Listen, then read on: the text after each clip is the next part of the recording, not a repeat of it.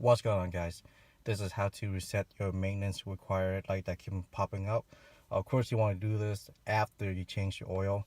So to start, you just go ahead to the on position, which is the second click, and then once it's low, all you need to do is hit this back button and then back again, and you will want to select the gear selection right here and press up and hit select on vehicle setting, and then schedule maintenance, reset data, of course select yes, and simple as that. That's it.